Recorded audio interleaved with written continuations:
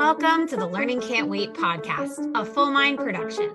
At Full Mind, our vision is to ensure every child has access to an exceptional education. Each episode, we will be joined by pathfinders within and around the education space who are bringing about transformational change on behalf of deserving students. I am your host, Hayley Spira-Bauer. Welcome back, everybody, to the Learning Can't Wait podcast. You know the saying, long-time listener, first-time caller? That's how I feel about today's guest. We have Dr. Kip Glazer, a Silicon Valley principal and the author of Ready to Lead with AI, a practical guide for school leaders. Kip, I have been following you on LinkedIn and reading content that you put out for a while, and we only finally met this April. So great to see you and meet you again, and welcome to the Learning Can't Wait podcast. Thank you so much. And I love the title. Learning really cannot wait. Yeah, there's an urgency, right? Like Mm-hmm. the work that we're doing is, if you look at that a matrix of urgent and Yes. important, it is Yes. on the upper right-hand quadrant of that Mm-hmm. matrix. Yes. And so I'm glad it resonates with you. Yeah. So I'm excited to be here. I'm so thrilled to have you here. And your story, which some of it is outlined in your book, but also you are a speaker all over the United States. You talk a lot about your work in schools, but you often start earlier. And so I'd love to have you tell everybody, how did you come to be the personal and professional version of yourself? That's an excellent question. It all happened by accident, I feel like. I was living in South Korea and I had really good sort of foundational education. And I happened to walk down the street and I ran into a friend of mine, actually, like a graduate of my high school. And that person said, "Hey, I want to recommend you to this program that I am recruiting students for to go to the United States and spend 9 months learning to speak English.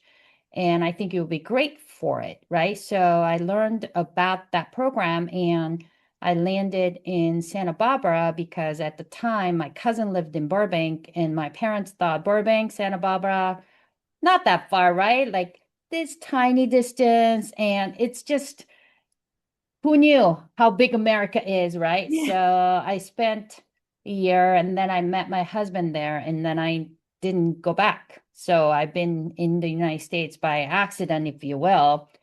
And then once I got married, I was kind of minding my own business, having two kids, and I thought, oh, I'll be really settled as a housewife. And then my husband got very sick.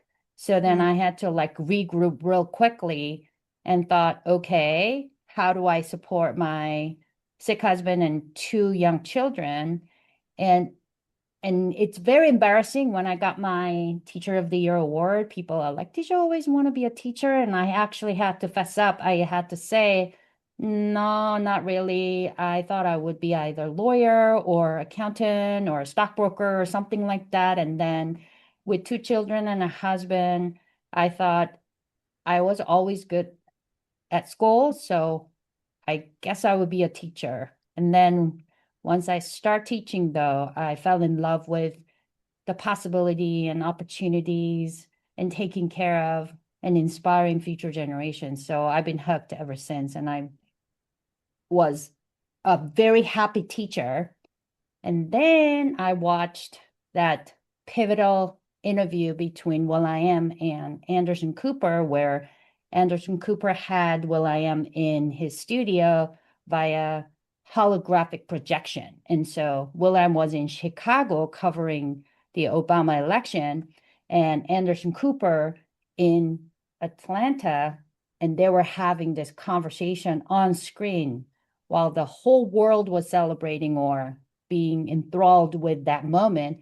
I was panicking in my living room and going, wow, if they can beam anybody into my classroom, right?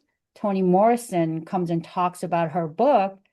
What do I need to be there? So I decided to go get my doctorate in learning technologies at Pepperdine. And that put me on a journey of becoming a school leader because I saw how important leader in charge and how he or she sets the tone for the whole institution. So here I am, never thought I would be a principal ever. And I wrote about it in my book. I just kind of like fell into it.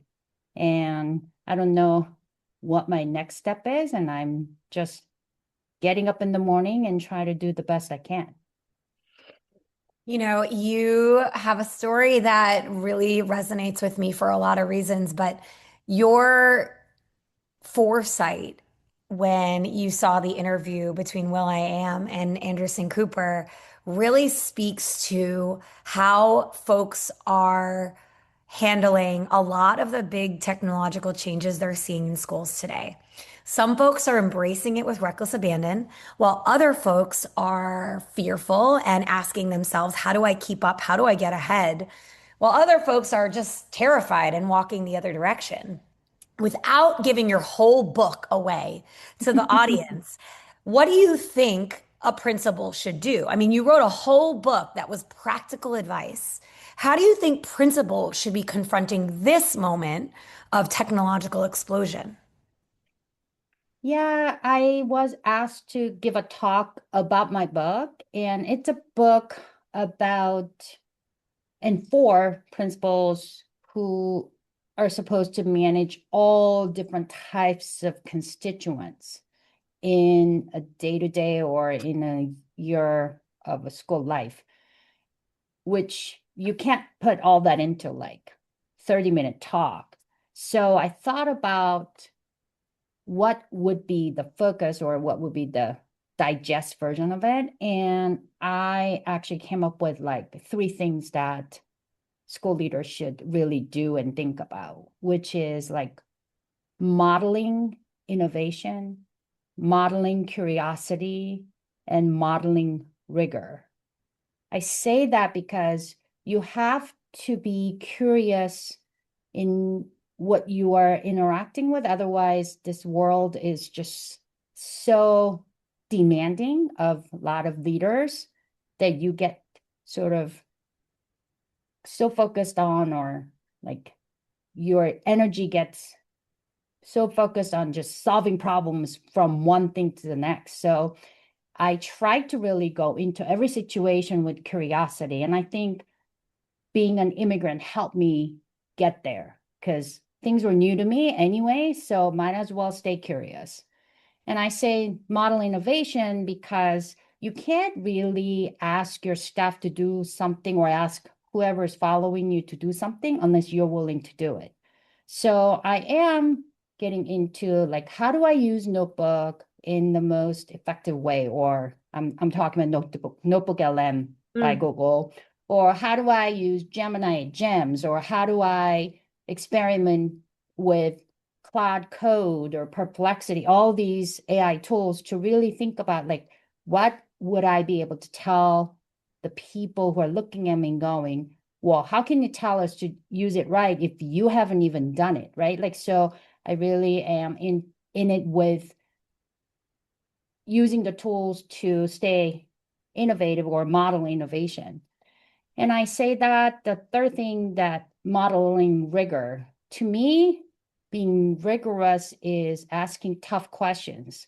So I always say, like, what problem are we trying to solve? And how do we not get so caught up on predetermined solutions? Because when the ground shifts under us, like what we had to deal with during the pandemic, I sort of think of AI revolution as something like that. There are no elders who can help us because we're experiencing it all at the same time. And if you can stay curious and stay innovative and stay rigorous, then maybe you can just stay grounded. The key for me in everything you just said is about how you're telling leaders to model it. At the Mm, end of the day, the principles that we and principles, the other kind of principles, not the noun, the principles that we bring to classrooms where we say to teachers, you need to model for your kids, you need to model kindness, you need to model curiosity. Those are the same principles. We need principles with the noun form to uphold. Because at the, like, truthfully, we are never, as individuals, as humans, we are so influenced by peers and those around us Mhm. and leaders in front of us. It's why I believe there's such a crisis in our country right Yeah. now. There's such a big question mark about how to act, who to look up to. Yeah. And I'm being like, political here. These are my own opinions, that there's such a crisis of where to turn Yeah. for guidance and authority. So it really resonates with me that you're talking about principals modeling these values and modeling these habits for their teachers. And in turn, that trickles down to their students. Let's hope. That's my hope. I, Yeah. s- I keep showing up and trying to do the right things.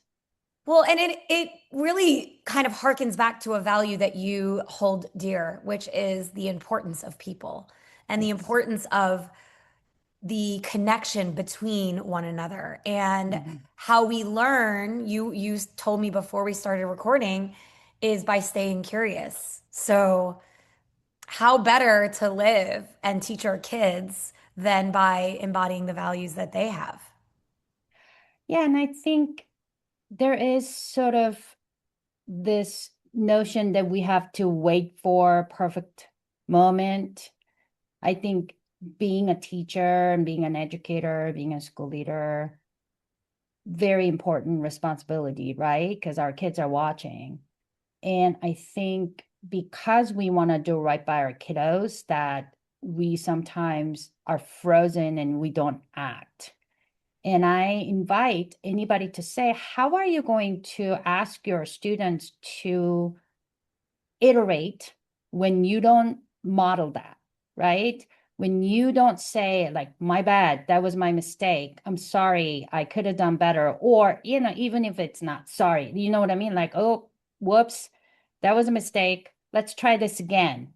Yeah. Or, you know what?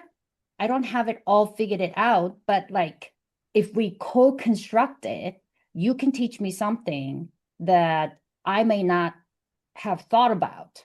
And that's why when I started my tech internship program and you met some of our students and or maybe not, like, I don't think you met, but met your I have heard colleague. all Yeah, about them. So yes. whether or not I personally met them, inspired me in infinite ways. Yes. And that's why I love that program, because our students in the program probably are better techies than I am, because frankly, they're in it a little more because they're learning coding in class and they're using the tools in a way that works for them. And we think about how that impacts the larger ecosystem together. And I've always felt like our students can teach us a lot. Doesn't mean that they have the experience and wisdom to do things right. So I constantly find myself telling our students, just because you can doesn't mean that you should. And to know the difference comes from experience and wisdom. And that's why you need to respect your teachers. Mm. You've said that your favorite job was as an instructional technology coach. Is that still true? Oh my gosh, yes. Why was that Uh, your favorite job? Like, what did it inspire or provoke in you that really lights you up? the constant learning, right? And it's not just about, like, my job was to help teachers use Chromebooks and the tools that came with it effectively in the classroom. And there was never a day that I didn't learn something new. And I'm not talking about just the features or the tech tools. It's watching my teachers, my students figure out like how to use those tools for them. right? And the way that they were sequencing their learning or they're interacting with the tools taught me about how different we all are and how we approach problems differently, but also we all have the same goals. So anytime I walk into the classroom, I felt like I was meeting kindred spirits of my teachers who want to do right by the kids. And sometimes the knowing and doing gap is there, and I was the person who was able to like help them see how to get to that effective strategies, or just not even using the tools. I've had Mm, many conversations like, I know you want to use a tool for that, but I think you just telling them that's better. mm. And that's why that was one of my most favorite jobs. Do you feel like you can talk openly? Actually, I know the answer. If that's a yes or no question, I know the answer is yes. Talk to me about how you establish a culture where you can discuss honestly with students about AI, both its benefits and its harms, right? Like that is not a role that is having that open, honest conversation is not specific to an instructional technology coach. It's true for every adult in the building. How do you set the culture so that kids are learning both the pros and the cons? Yeah, that's a challenging thing to do as a site leader. And that's one of the reasons why I actually wrote the book, Mm, because school still is an institution with lanes, if you will, right? And I think AI is blurring some of those traditionally defined roles and responsibilities mm, in every aspect of this like educational ecosystem. So that's why I'm actually engaging in public conversations on LinkedIn or other social media platforms. I'm attending conferences, I'm talking to people, and I have admitted, like, I don't know that there is quote unquote experts. Even the people who are making these tools, they're kind of like experimenting, and it concerns me that these powerful tools are in the hands of our students. And if we learn anything about ed tech, social media, we have to build that foundational literacy on these types of like tools and topics to make sure that our students are not being exploited. And if I can add any sort of discernment in that conversation, I think we all have responsibilities. And I think when I became a grandmother 2 years ago, that's when it really kicked into gear. I feel like, what kind of world am I going to build for my own grandchild, right? And by extension, we have responsibilities. We have responsibilities, all of us, all grown-ups have responsibilities to leave this world better than we found it. And where are my people? And so that's why I'm looking anywhere, everywhere, and trying to set the culture and be very honest, open about what I know, what I don't know, and how I'm figuring things out. ooh, I'm your people. Raising my hand. I am definitely with you there that we have to take a learner stance. I mean, Mhm, Anthropic just Friday asked for a pause of future develop of current development processes in mhm, their systems to build better guardrails because we don't have enough. I was very heartened to see that because I believe in the duality of mhm, AI and we have to be realistic about both sides. Do you mhm. feel like because of where you're located with Silicon Valley at your back door, that AI adoption is easier or does it create its own kind of pressure for you? Hmm. I haven't thought about that deeply, but what I notice, my observation is that I think there is sort of perception that this valley is, in terms of our educational system wise, innovative and we're at the cutting edge. I don't know that that's actually accurate, because we have many successful schools with students achieving at a higher level, which means that people are very skittish about disrupting that, right? Mm, Because innovation can disrupt status quo. So there's that delicate dance of like how much new technology, new items do you introduce to the ecosystem to not create such a disruption that past success is not achieved at a rate that we expect the institution to achieve. Same time, our students are showing up with all these tools that they have access to at home. I had a student who brought a metaglass to an event that I took him to talk about the card games that we developed, to talk about, or have this experience around AI ethics, right?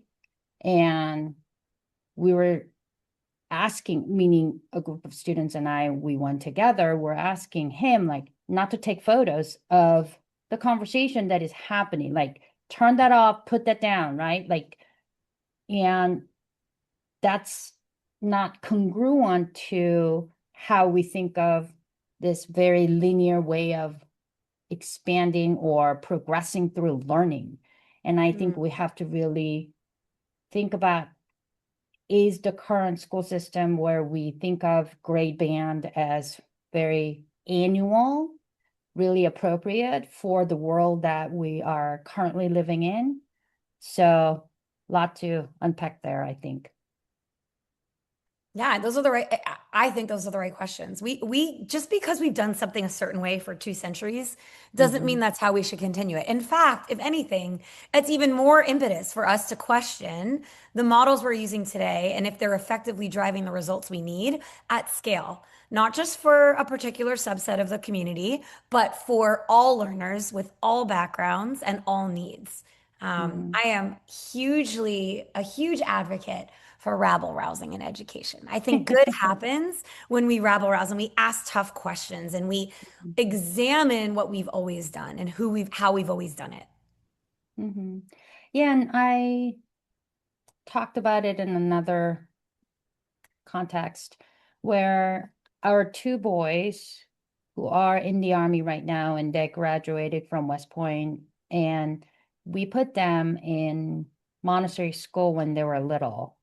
And I'm a huge fan of Montessori school model for the fact that it is very learner centered. It is very hands-on way of learning, acquiring literacy skills, and also it allows older students to model what they know to younger students, and it's very societal, it's very communal, it's very collaborative.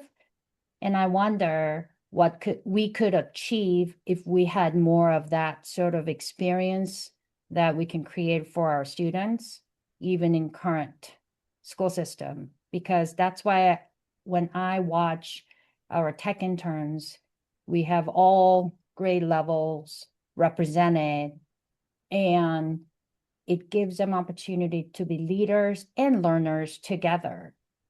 And I think a lot of times we don't afford our students that opportunity to demonstrate or teach someone else, which will strengthen their own learning and information. And I wish we have schools ecosystem that prioritize that interaction rather Mm. than just you come here, get some information, you get grades, and you go. And I think about school connectedness as something that leaders should definitely focus on. Kip, I have to pause for a second because for listeners that tune in every week, which maybe it's just my mom, but for listeners that listen to this podcast frequently, you're bringing a really different message. You're Interesting. tech forward. You have openly written a book and embraced the wave that we're seeing before us. But you're talking about the human elements in a really concrete fashion. A lot of folks come on here and they say they want to center humans and they have really good ideas for that. I'm not taking that away from our previous guests. I respect them deeply. But what you're saying is we need to engineer the learning process to look different than it does, wherein the students are the authority, they're taking control, they're um, teaching one another, which, I'm sure other people believe, but that isn't what they lead with. It's not what they're talking about when they come on. And it's very different, and it's very striking to me because you're calling out that you're not inventing this. You're taking it from a respected research-based philosophy that gets implemented in a lot of lower early childhood settings across the country. But what you're saying is you're bringing it in and practicing it in high school. Are Yes, there that's other what I like to elements of see. like Montessori style learning that you brought to the high school that you see benefit your community? Yeah, one of the things that I wanted to bring to this institution is the career technical education. And we have opened that up to our students and try to give them opportunities to pursue that sequence that is more skills based rather than just grade based. So we have engineering pathway, we have a health career pathway, we have architecture pathway, and ninth graders, 10th graders can join, or 12th graders sitting in the same classroom, but it is centered around their interest and their passion, right? And I think the more we are able to do that rather than sort of lock them into this grade band level of learning. And I think there is wisdom in thinking about how we mix grade level students, ninth graders versus seniors in the same class can get super interesting very quickly, right? And if we can create opportunities for skills, skilled students being able to mentor one another, and I think that experience alone can teach students about their ability to lead others, which is super important in this world, and how to stay connected with another human. Yeah. We can do it. We could do it if we I really do. want to I, do I it. absolutely believe that is within the scope of possible. And Mhm. I I'm sort of laughing because this career and technical education kind of workforce development topic is one that I have become obsessed with in recent Mm, weeks. Everything I do these days, just I do so that I can learn more. I didn't mhm, go to a school where they talked about CTE. My education in schools was in elementary and middle school, so I wasn't exposed to it. But at Full Mind, I have a exposure to hundreds of districts across the country. So I get to see, and on this podcast, I get to learn from all these brilliant leaders and all these communities that are trying things differently. And so I use this podcast very often as a way for me to gain more information and just understand it better. Can you talk to me a little bit about the benefits you're seeing with bringing CTE to the community? I know that a few of our guests have come on and talked about their graduation rates, or they've talked about their attendance improvements. They've talked about their student performance on terminal exams. Like, how have you seen it change or benefit your community? well, I think that CTE programs foundationally focus on skills-based assessment rather than just knowledge regurgitation, which is very, very important, right? Like standards, I mean, we talk about now, UC professors are saying that we need to bring standardized testing scores back because students who are entering STEM majors don't have enough math skills to be successful. So I get that there is a place for us to demonstrate the knowledge that we have. The trick is, though, when you have experienced math as very traditional way of learning how to solve an equation and then demonstrating it, after a while, that sort of short-term memory based learning can fool you into thinking that you're actually competent, right? So when you have the environment where when I watch our students in the engineering program or computer science pathway or architecture pathway, it encourages them to apply the knowledge they're learning in their math and science classes, also it naturally invites collaboration Mm, because there isn't a CTE course that you walk in that doesn't do group project, right? So they have to actually come out with some sort of product or some sort of pitch or some sort of interaction. And I think that's the difference, that mm. having the knowledge not just live in the classroom, but what does it look like in a workplace or even in like school ecosystems. So when my tech interns are learning how to use AI, it's not just here's how you prompt and here's the product. It's more like, okay, what problem are we trying to solve and how does AI as a tool fit into it? And how are you going to iterate it? And who are your quote unquote customers? And how do you really think about UI? And what does that mean about the aesthetics of what you're putting out and the ease of use? All of those things are very interactive. And I don't know that you can put any sort of like grade on that experience or measurement on that experience. But whenever I take my students to conferences and other places, people talk about that, right? How they present themselves and how they are able to answer questions on the spot and how they are able to articulate their focus, and all these little sort of important experiences add up to how they become these sort of accomplished learners and future leaders. You know, Kip, you've given me so much to think about. I can't believe I'm at the final question, but I guess I would ask you what advice you'd give a teacher who's starting their career today. Oh, don't